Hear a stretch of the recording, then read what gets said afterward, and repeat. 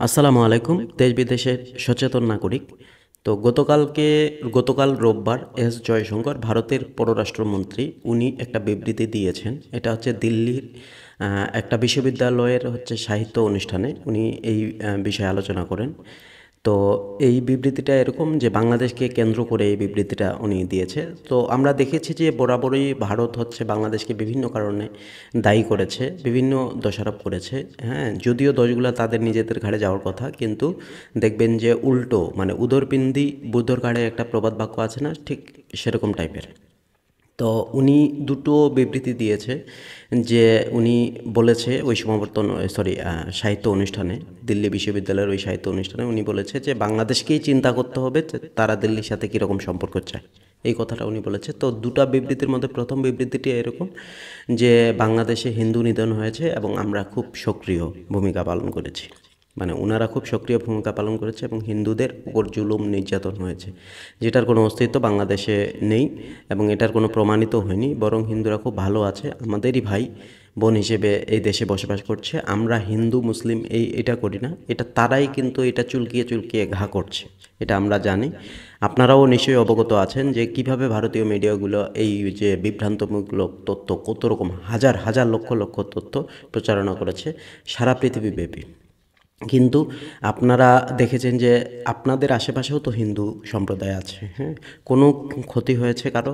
এখন পর্যন্ত কোনো ইতিহাস আছে যে এই হিন্দুর অমুক বাড়ি পোড়া হয়েছে, অমুককে গুম করা হয়েছে, খুন করা হয়েছে, এরকম কোনো কিছু করা হয়েছে? কোনো কিছুই করা হয়নি। কিন্তু তারপরেও কিন্তু তারা এই মিডিয়ার প্রচারণা, রাজনৈতিক প্রচারণা বলেন, এভাবে করে করে মানে একটা মানে মানে মিথ্যাটাকে সত্যে পরিণত করার চেষ্টা করছে, যদিও তারা পারবে না ইনশাআল্লাহ। আর দুই নাম্বার, ওনার জয়শঙ্কর যে বিবৃতিটা দিছে এরকম যে বাংলাদেশের নিজস্ব একটা রাজনীতি আছে। তো নিজস্ব রাজনীতি তারা কিভাবে দিল্লির সাথে সম্পর্ক চায় তারাই সিদ্ধান্ত নিক। হ্যাঁ, কিন্তু মানে তিনি বলেছেন যে আজকে এই উপদেশটা, কালকে ওই উপদেশটা এরকম উঠে আসছে, আর নাকি আমরা এই উপদেশটাগণ ভারতকে দায়ী করছে এই মানে পরিস্থিতির জন্য। কিন্তু আসলে কি এরকম হয়েছে? এরকম কোন উপদেশটা আছে যে ভারতকে প্রতিদিন সকালে ঘুম থেকে উঠে দোষারোপ করছে? আমি তো দেখছি না। আমরা নিজস্ব রাজনীতি মানে বাংলাদেশের রাজনীতি, শেখ হাসিনা পলায়ন করেছে ভারতে, এখন বাংলাদেশের রাজনীতি একটু বিভ্রান্তমূলক প্রচারণার মাধ্যমে যদি উস্কে দেওয়া যায় বা যে এটাকে জোগা খিচুড়ি পাকানো যায়, এরকম কিন্তু বিশ্বমহলে পরিচালিত হচ্ছে। আর বিশেষ করে ভারতীয় মিডিয়াগুলো কিন্তু এটা করার ট্রাই করছে। সো জয়শঙ্কর এই ধরনের কথা বলেছে। তো এই কথাগুলো আপনারা কিভাবে দেখছেন? মূল্যবান কমেন্ট করে আপনার মতামতটা কমেন্ট করে জানাবেন। বরাবরই তারা এরকম করে। আর বিশেষ করে ভারতীয় মিডিয়াগুলার খবর, ইউটিউবারদের খবর দেখলে তো আপনি মানে হাসবেন না কাঁদবেন কিছুই বুঝতে পারবেন না, এরকম খবর তারা প্রচারণা করে।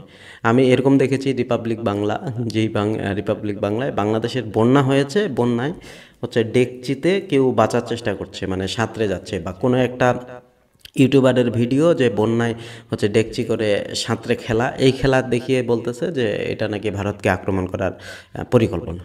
মানে এরকম খবর, হাস্যরসাত্মক খবর তারা প্রচার করে, জোকস মানে সাংবাদিকতা করে তারা আর কি। তো এই মানে জয়শঙ্কর এইভাবে বিবৃতি দিয়েছে। তো উনি কিন্তু নিজের যে দেশের সাংবাদিকতা বা মিডিয়াগুলো আছে এই মিডিয়াগুলোর দিকে তাকাচ্ছে না।